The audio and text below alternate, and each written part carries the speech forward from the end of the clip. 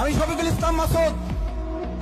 আল্লাহ তাআলা আমাকে যে ভালোবাসা আপনারা দিয়েছেন, আল্লাহর দয়া, আল্লাহর দান, এই ভালোবাসা বহু মন্ত্রী, এমপি, প্রেসিডেন্টের কপালে জোটে না। আল্লাহ সেই ভালোবাসা আমাকে দিয়েছেন।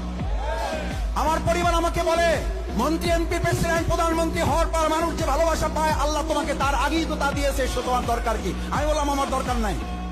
আমি বিশ্ববিদ্যালয়ে চাকরি করি, আমি একটা গবেষণা প্রতিষ্ঠানে আছি, আমাকে আল্লাহ তাআলা একটা পিএইচডি ডিগ্রি দিয়েছেন, আমাকে আল্লাহ একটা বউ দিয়েছেন, যার ইনকাম দিয়ে আমার মতো দুটো পরিবার চালানো সম্ভব, আলহামদুলিল্লাহ।